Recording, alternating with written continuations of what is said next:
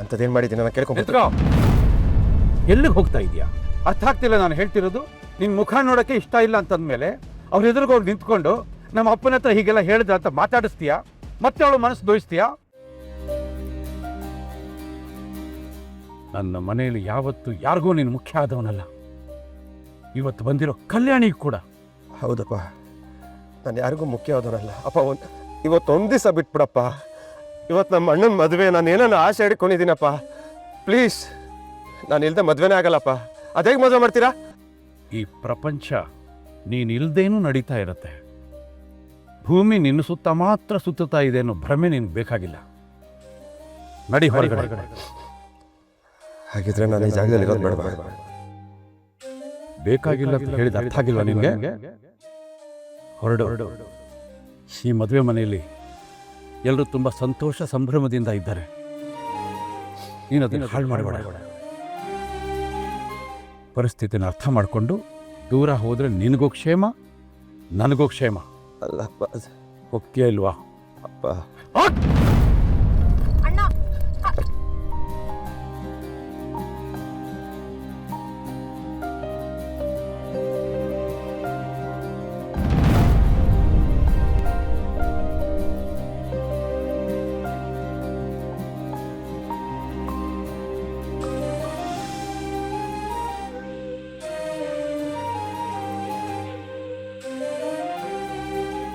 ಬಾ ಮಗಳೇ, ಬಾ ಆರತಿ ಮಾಡಿ ಬನ್ನಿ.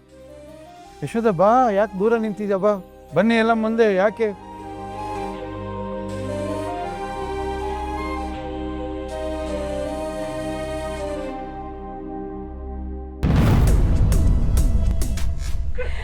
ಕಲ್ಯಾಣಿ? ಶಬ್ಬಾಷ್ ಕಣೆ, ಗಾಳ ಹಾಕಿದ್ದು ತಿಮಿಂಗಲಕ್ಕೆ ಹಾಕಿದೀಯಾ? ಅದಕ್ಕೆ ಹೇಳೋದು, ಇದು ಕಾಯೋ ಆಟ. ಇಲ್ಲಿ ಕುದ್ದೋರ್ಗೆ ಕೂಳಿಲ್ಲ. ಇನ್ನು ದೂರ ನಿಂತ್ಕೊಂಡು ಆಟ ನೋಡೋದಷ್ಟೇ ನನ್ನ ಕೆಲಸ.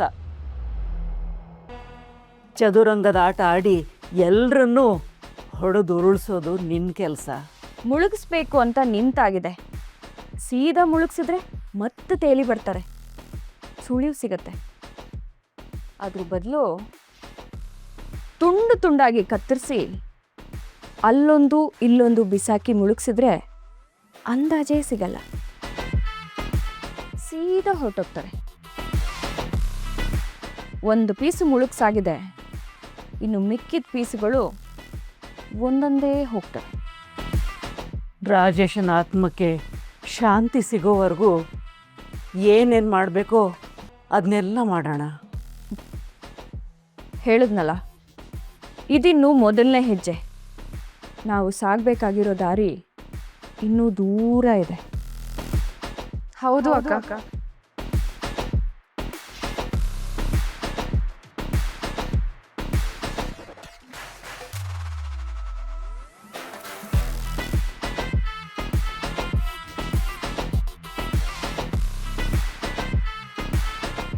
ನಿನ್ನ ಮಾತು 100ಕ್ಕೆ 100 ಸತ್ಯ. ನೀನಿನ್ನೂ ತುಂಬ ದೂರ ಹೋಗಬೇಕು. ಇಷ್ಟು ದೂರ ನಮ್ಮ ಜೊತೆ ಹೆಜ್ಜೆ ಹಾಕಿದ್ಯಾ, ಇನ್ನು ಮುಂದೆ ಆ ಮನೇಲೆ ನಿನ್ನ ಪ್ರಯಾಣ ಸಾಗಬೇಕು. ಏನು ಹೇಳ್ತಿದ್ಯಾ ರುಕ್ಕು? ನೀನು ಹೇಳಿದ್ದೆ ಅಕ್ಕ, ಇನ್ನೂ ತುಂಬ ದೂರ ಹೋಗಬೇಕು ಅಂತ ಇದೆಯಲ್ಲ, ಅದನ್ನೇ ಹೇಳ್ದೆ. ನಾನು ಹೇಳಿದ ಉದ್ದೇಶ ಬೇರೆ, ನೀನು ಹೇಳಿದ ಉದ್ದೇಶ ಬೇರೆ ಅಷ್ಟೇ. ಅವ್ರ ಮನೆ ಹೊಸದಲ್ವಾ, ಅದಕ್ಕೆ ಅಲ್ಲಿ ಹೋಗಿ ಅವ್ರಿಗೆಲ್ಲ ಹೊಂದ್ಕೊಳ್ಳೋದಕ್ಕೆ ಟೈಮ್ ಹಿಡಿಯುತ್ತೆ ಅಂತ ಹೇಳ್ತಿದ್ದೆ. ನನಗೆ ಗೊತ್ತು, ಇಷ್ಟೆಲ್ಲ ಸಿಹಿ ಘಟನೆಗಳ ಮಧ್ಯೆ ನಿನ್ನ ಮನಸ್ಸಲ್ಲಿ ಒಂದು ಸಣ್ಣ ಕಹಿ ಇದೆ ಅಂತ. ಆದರೆ ಈಗ ಆ ದೋಣಿನ ಬಿಟ್ಟು ನೀನು ಹೊಸ ದೋಣಿಗೆ ಕಾಲಿಡ್ತಾ ಇದೆಯಾ. ಇನ್ನು ನೀ ಆ ಹಳೆ ದೋಣಿನ ಹೋಗೋದಕ್ಕೆ ಬಿಟ್ಬಿಡ್ಬೇಕು. ಎರಡೂ ದೋಣಿಯಲ್ಲಿ ನೀನು ಕಾಲಿಟ್ರೆ ನಿನಗೆ ಅಪಾಯ. ಕೋಪ ತಾಪ ತುಂಬಿರೋ ಹಳೆ ನೆನಪುಗಳು ತುಕ್ಕಿಡ್ದಿದೆ. ಅದು ತೂತು ಬಿದ್ದರೆ ಮುಳುಗಿಸ್ಬಿಡುತ್ತೆ ಅಕ್ಕ. ಆ ಮನೆಗೂ ಏಳ್ಗೆ ಆಗಲ್ಲ. ಒಳ್ಳೆ ಯೋಚನೆಗಳನ್ನೇ ಇಟ್ಕೋ ಅಕ್ಕ. ನಿನ್ನ ಮನಸ್ಸು ಒಳ್ಳೇದು, ನಿನಗೆ ಒಳ್ಳೇದೇ ಆಗುತ್ತೆ.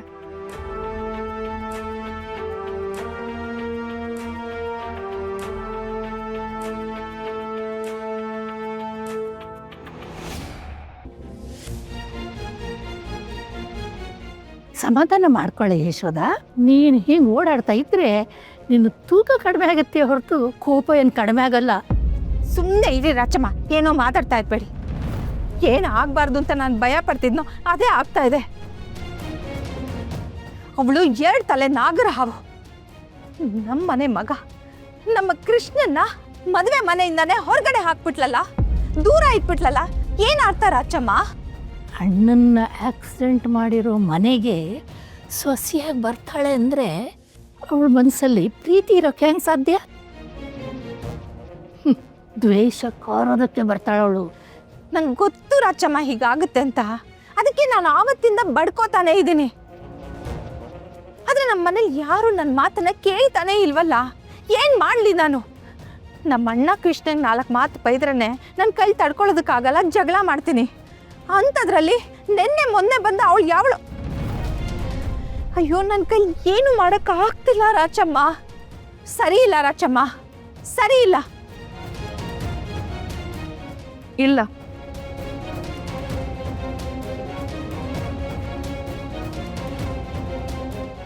ನಮ್ಮ ಅಕ್ಕ ನೀವು ಅಂದ್ಕೊಂಡಂಗಲ್ಲ. ನನಗೆ ಗೊತ್ತು ನಿಮ್ಮ ಮನ್ಸಲ್ಲಿ ಬೇಜಾರಿದೆ, ಆದರೆ ನಮ್ಮ ಅಕ್ಕ ಸರಿ ಇಲ್ಲ. ಅವಳ ಮನ್ಸಲ್ಲಿ ದ್ವೇಷ ತುಂಬಿಕೊಂಡಿದೆ ಅಂತ ನೀವು ಅಂದ್ಕೊಂಡಿದ್ದೀರಲ್ಲ, ಅದು ಸುಳ್ಳು.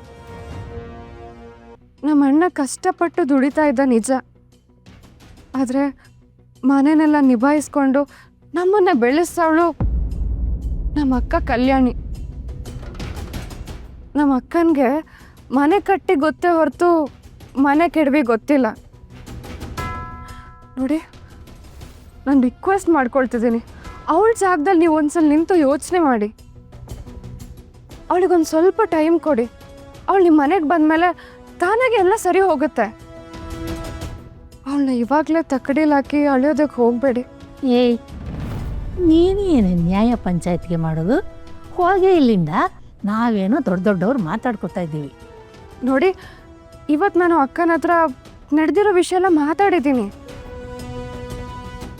ಆದರೆ ಕೃಷ್ಣ ಅವ್ರ ವಿಷಯದಲ್ಲಿ ಸರ್ ಕೂಡ ಸ್ವಲ್ಪ ರಾಂಗ್ ಆಗಿದ್ದಾರೆ.